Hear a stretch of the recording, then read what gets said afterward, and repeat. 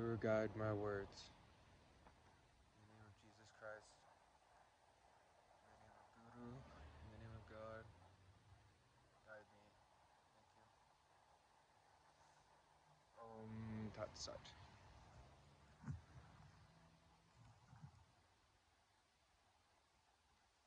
Alright, so I wanted to make a video talking about the interconnected nature of religion. About how religion has been all seeking for one thing. All religions are trying to find one thing, right? They're trying to find God. They're trying to figure out, what is God? Where is God located? What is God's aspect? What are the aspects of God? What is God's nature? Just all about God. They all want to figure out about what God is, right? And they all have different ideas about either how to get there, what it is, or any of these different things. So not only can I talk about the interconnected nature of religion, but also I would like to talk about how all religions are leading to the same goal, right? They're all trying to get to God. Some religions are more efficient than other ones to be able to get there. And you can generally find that by looking at how many saintly people have come about through that religion, right? So like, you can see that there's certain paths that lead to certain expressions or experiences inside the self. So we'll go into the interconnected nature of religion. So basically, from what I've experienced in my own life, my own expression, I came from a background of atheism and then had an experience of God for myself. And then in that experience, I realized that everything I've ever sought in my entire life was all just God. Everything I ever wanted was just God. And the reason why I say that is because God literally is everything. There's nothing that isn't God, because God is infinite, eternal, omniscient, and omnipresent, meaning that it's everywhere, it's infinite, it never ceases to exist, and it's all-knowing, in the sense of like, if something is omnipresent, that means that it has to be everywhere. There's no place where it's not. So you can't say that God is somebody up in the sky and not in the world also. You see? So the truth about it is that God is everything and God is nothing. So the nothing is the potential for everything. The everything is the potential for nothing, or the potential of nothing. So basically, God is this infinite consciousness.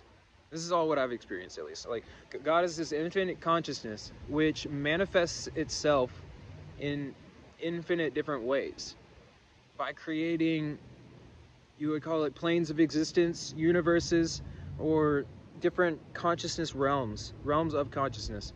So you have like a heavenly realm, which would be a blissful, happy realm, but there wouldn't be a lot of spiritual growth that was available there, because there would be no catalyst for some sort of a like expression of like a friction, if you want to put it that way. Like, in order to be able to spiritually grow, the person has to experience some sort of a catalyst, or some sort of a thing that causes them to either question themselves or question reality, and to change the way that they are, right? So it's like, if you're in a heavenly abode and you're experiencing so much bliss and happiness all the time that you're just comfortable, then you wouldn't care to change that. You wouldn't care to leave, or you wouldn't care to stay. You would just kind of exist there, and there would be no growth, really, right? And so if God really wants to like know all aspects about itself, it has to know all of the different aspects of itself, like both positive and negative, and it has to be able to choose through those experiences of both of them which expression that portion of God prefers. Because you have to remember, God's this infinite consciousness. It's in everybody. So God is in me, God is in you, God is in everything. So everybody is like another little fraction of God walking around, interacting with other fractions of God. and then some fractions of God are more conscious of themselves than other ones, but all of them are made of the same thing, which is the consciousness of God. If you think about like a dream, then you can think that, when you're dreaming, you're creating your entire dream realm. You're experiencing different people, different objects, events, places, things like that. But in yourself, if you become conscious in the dream, then you come to realize that the dream was actually being created by your own consciousness. So this dream of reality that we call reality is actually God dreaming the same way that we dream. So it's like it says, as above, so below, or like make the upper like the at the lower, or like the inside is like the outside. What all these things are saying is, and then also it says in the Bible also that man is created in the image of God, right?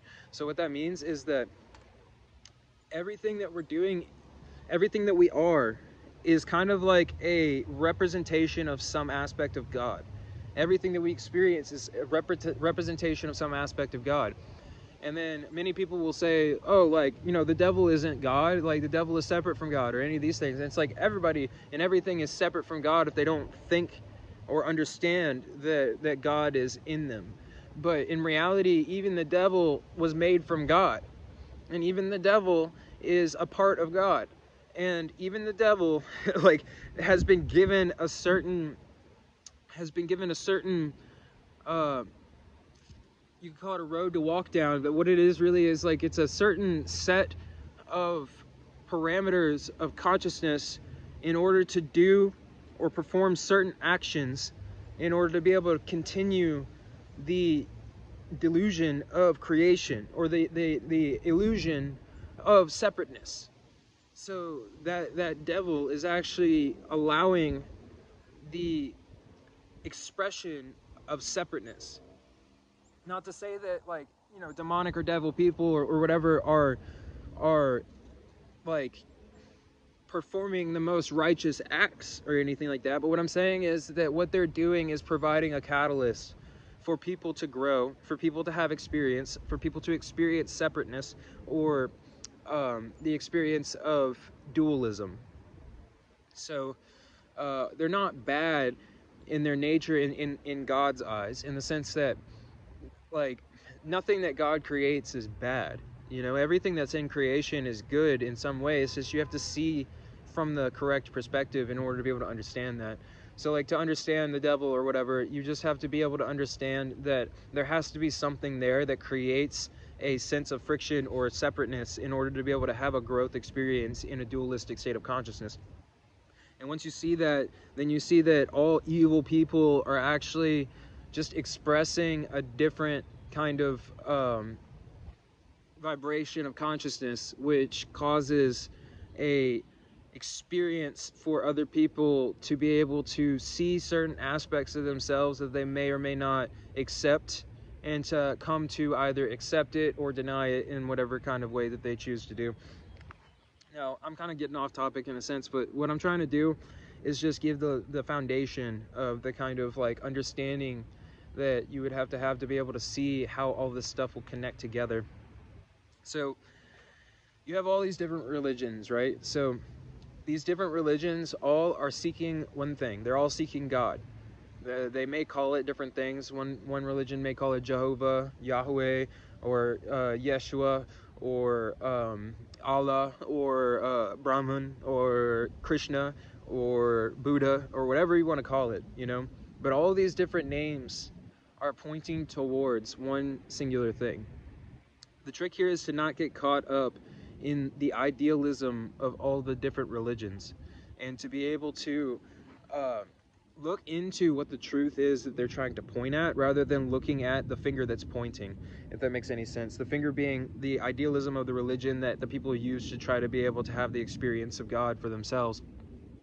So you look at, like, say, Christianity, and there's different aspects of Christianity, and there's more true things and other things, right? So it's like, my belief is that you can't just confess somebody as being your Lord and Savior and then be completely saved from all negative consequences of anything. If you're still experiencing a sinful life, or like if you're still having desires to do things that are low, or having desires to they call it sinning, but like what I would call it is just like to have the desire to do anything that's out of alignment with the good of all humanity or the good of all existence, then most likely you're not being, like, it's not actually doing anything for you until you actually start to put into practice what it was that Christ was actually teaching.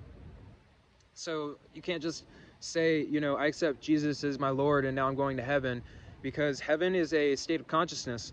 It's a realm also, but that realm is coming from a state of consciousness. So in order to access that realm, you have to be in a certain state of consciousness, right? So you have to be able to create heaven inside yourself before that you'll be given access to the external heaven.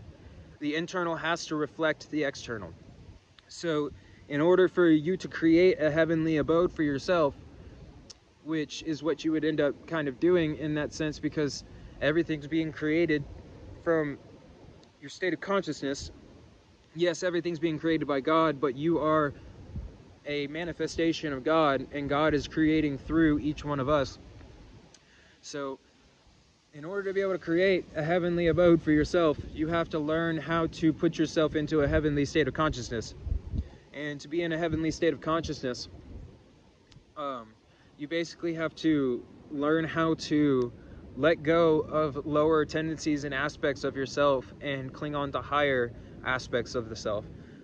So to seek for God instead of seeking in the world is one of the biggest things, right? So it's like, if you think that you're going to get all your happiness from going out and doing different things or having friends or doing anything in the world, then you're deluded. You're not seeing the truth, because you don't understand that the happiness that you're seeking outside yourself is actually created inside of yourself. So you may use these different catalysts as a way to be able to allow yourself to express certain states of consciousness, but in reality you could actually just express those states of consciousness without having to do anything. And that's where meditation brings a lot of people, is to show them how they can actually create states of consciousness in themselves through just almost imagining that state of consciousness. So it's like they say that, like, to manifest things, first you have to imagine it as being real. So like, if you can create that's, like, say that you I don't even want to use that much of a worldly thing, but say that you think that if you travel to some other country it'll bring you happiness, and then you sit there and if you sit down and you think to yourself, what will that be like? How will that feel? All these different things. And if you can imagine it clear enough in your consciousness, then you can actually create what you think that place will bring you. And then when you create that, you have to look in yourself and realize that I just created that state without having to actually go there. And then when you start to realize these different things, and you start to really focus more inside, in the sense of, like, you go into your own consciousness, trying to create different states of consciousness for yourself, to raise your energy. What raising your energy really means is to create higher and higher states of consciousness. So you're trying to raise your energy and allow yourself to experience different states of consciousness. So each of these religions is attempting to try to use a method or path to be able to create certain states of consciousness. The thing is that they all have different methods of doing this, and then many people get caught up in the idealism of the method and they miss the point. The point is to have the realization or the experience of God for yourself. And that's what the point is. Okay? So like all these different religions, the whole point of every single one of them is to realize for yourself, by your own personal experience, that God is real, that you are connected to God, that God is not separate from you, that God is one. There's one God that is infinite, and it lives inside of you and outside of you. All of it is God. So when you have this realization, then you start to see that there's no separation between anybody and anything. Everything is connected. So you will literally see yourself reflected outside in everything. And then everything outside will also reflect what's going on inside as well. And when you have that experience, that will be overwhelmingly powerful, to the point where it causes a lot of the mental idealism to break down. And when that happens, then you are given the opportunity to break through into another state of consciousness. In that state of consciousness, you come to realize that everything is a projection of the self, that everything is created by the self, for the self, and that the self is the catalyst for expression in general. So it's like the body is not you, the mind is not you, the ego is not you. You are literally everything expressed through a body, mind, and ego. And then that filter of the body, mind, and ego is what causes the sense of I and thou, or like the sense of separation, or the sense of dualism. So the whole point of all the religions is to have that experience for yourself, right? So I can just talk about everything that I would see as a religion. I know this is going to be a longer video, but that's okay. Hopefully people actually watch the whole thing. But basically, and then in another video I'll also talk about projection, about how everything is a projection of the self. But so all the religions, basically what they're trying to do is to create a state of consciousness inside the self, right? So let's just start with Christianity, right? You have a bunch of different kinds of Christianity. You have everything from the beliefs that if I just go to church one time and I'm, I guess, baptized or whatever, and then I pronounce that Jesus is my Lord and Savior, that I'm saved forever, I don't have to do anything else, everything's fine, I can go and continue living my worldly life, continue sinning, continue doing all these different things, but I'm going to be saved because I confessed that one time. You have all the way from that, all the way over to the mystical type of Christianity, where you have the Christian saints and other things like that, that are having visions and experiences of Jesus inside themselves daily. They have the stigmata coming through their hands. They have literally the expression of Jesus Christ inside of them, expressing through them. They realize that Christ and the self is not separate from each other. They worship Christ as the external image of their internal self, and they see that Christ and the self are actually the same thing, that Christ is actually the state of consciousness that Christ had is available inside of you. And then they seek that state of consciousness by doing prayer, fasting, meditation, all these different things, you know, like they basically they chant the rosary, or they do whatever it is that they do. All these different activities are meant to try to focus the mind on an aspect of reality or God, which will bring about the experience of bliss and happiness inside the self.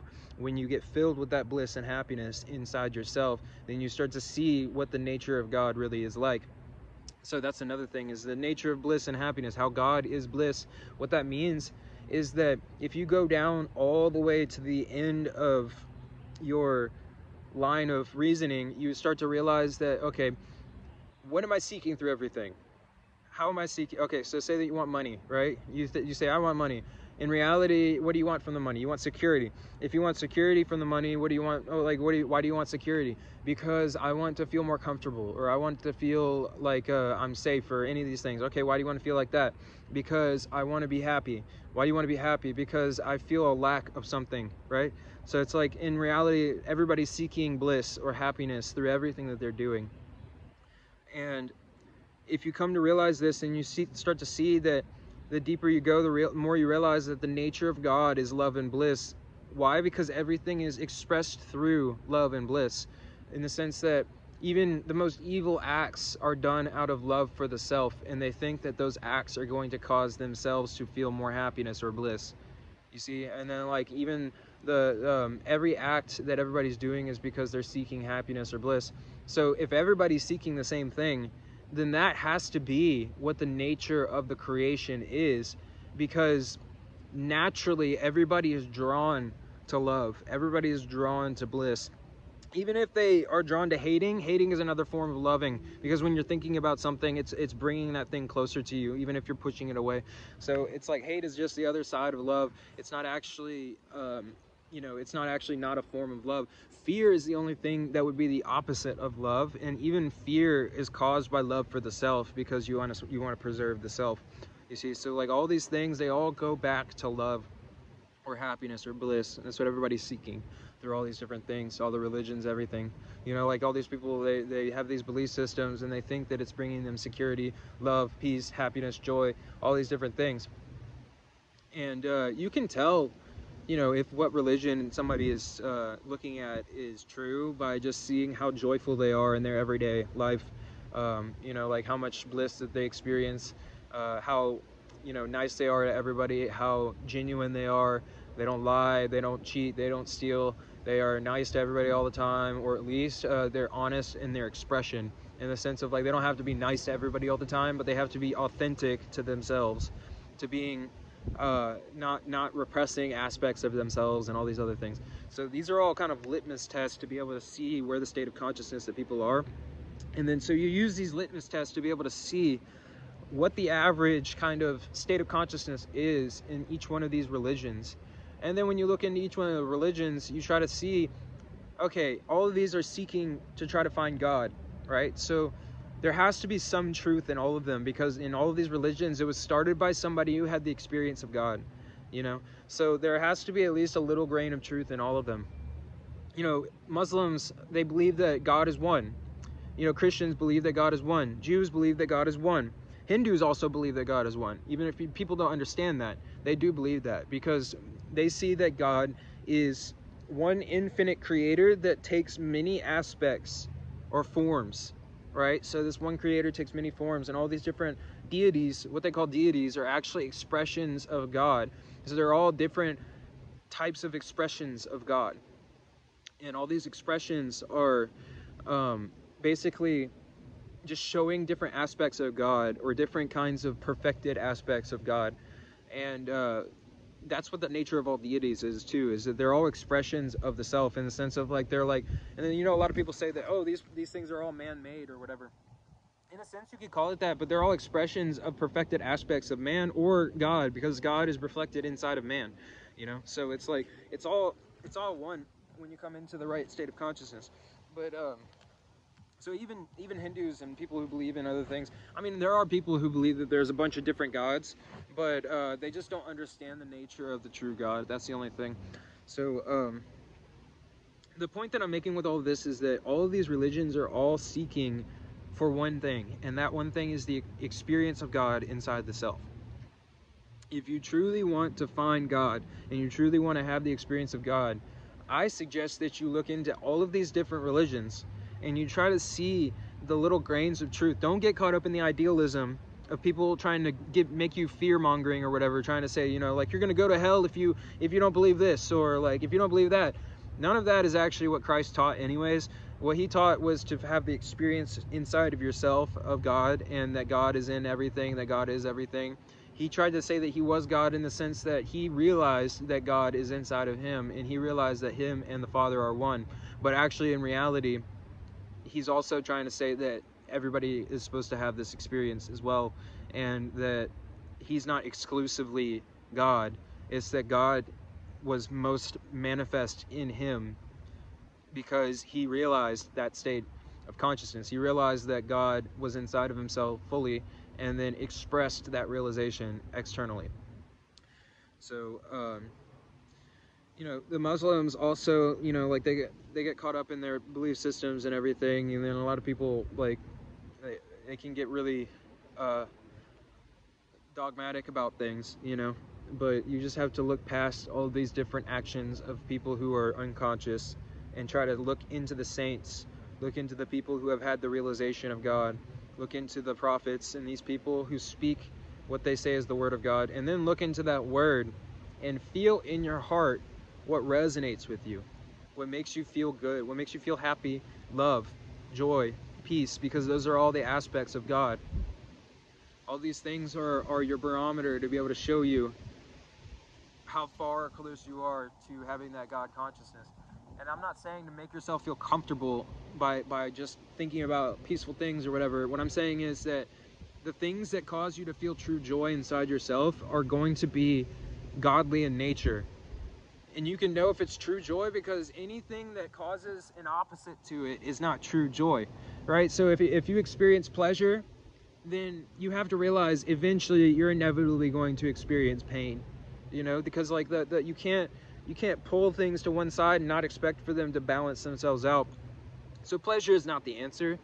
You know, friend relationships, if you go and you have a joyous night, or what you feel is a joyous night with a bunch of friends, the next morning you feel kind of sad, alone, lonely, and you're seeking again. So that obviously wasn't real joy either. You know, so all these different things that you think are joy, really look into it and realize that if you can find an opposite to it, then it's not joy. So real true joy is experiencing the love of God inside of yourself all the time. And how you do that is by just having the mind attached to God instead of attached to the world. That's literally what you have to do. So you just have to learn how to consistently redirect your attention away from the world and back onto God in whatever form or expression of God that you prefer or enjoy. So you basically, for me, I love chanting, I love meditating, I love having experiences of God through just prayer and fasting, and like having these different kinds of just loving thoughts towards God. I realize also that God is myself and everything. So inside myself, I feel joy when I worship God, because I realize that God is living inside of me, and the joy that I'm giving to God through my worship to Him, He is giving right back to me, because He's literally inside of me. So I'm literally loving the self and God at the same time, because I realize that they're not separate from each other. So the bliss comes up inside yourself, because you come to realize that all the worship that you give to God is actually worship that you're giving also to yourself too. And so you end up kind of just like having this rebound effect, where the more you give to God, the more that you also receive. And that higher aspect of the self of God is able to amplify those energies and then give them back to you in a more clean sense.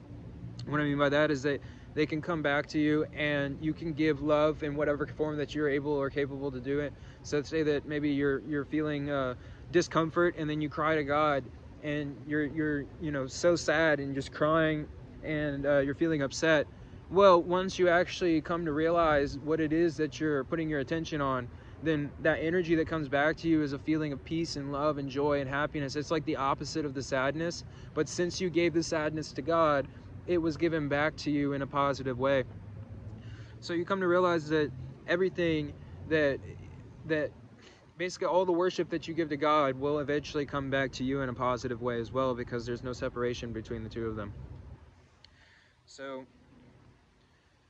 the interconnected nature of all of the different religions, I know I didn't go too much into that topic, but that's okay. It's still a good video though. But basically, the whole point that I'm trying to make with this is that all of these different religions are seeking the same thing. They're not separate from each other. They're not, you can see them as separate, but what it is really is that they're all different paths leading to one end result. And some paths will take you all over the wayside. They can even take you away from the goal, you know? But the thing is really is to see into the truth of each one of these paths, to try to see what it is that they're seeking, and then look into the people who have found results with it, people who have had the experience of God through their religion, or had the experience of the self, or any of these different things. And then you look into them and you start to ask them what it was that you did. You know, how did you do that? What did you do to be able to experience that? You don't have to ask them physically, but like, you'll find these people all around. Like, just look for where you see a tremendous amount of joy, love, truth. You'll feel it in your heart whenever you see the person, you know? You'll just by listening to them, you'll feel a sense of calmness, peace, tranquility, love, joy, all these different things. So I'll go more into the connected nature of the religions, but honestly, like, this has been more just talking about God, really, and that's okay. You know, whatever God wants, that's what comes out. So I'm okay with that. But like, I'm just gonna have to take a lot more time and just make more videos talking on a lot of different subjects, because this stuff has to come out for me, you know? Honestly, like, I can't continue to just sit here and talk to myself about all this stuff. And it's not really I'm talking to myself, but I'm having these realizations, and I feel the need to express it, you know? Well, I think that that's good for this one. I appreciate everybody. I bow to the God inside of you, the God that lives in all of us. I thank you. I bless you. God bless you. Christ bless you. Allah bless you. Krishna bless you. Shiva bless you. Buddha bless you. All gods, all religions, all seeking one thing. If we can come to see this really, then we can all help each other home. We can all try to seek God together. We can all try to find a way to be able to coincide and collect all these different religions together and find the true way to be able to experience God for the self, because that's the goal. God bless. Jai Guru.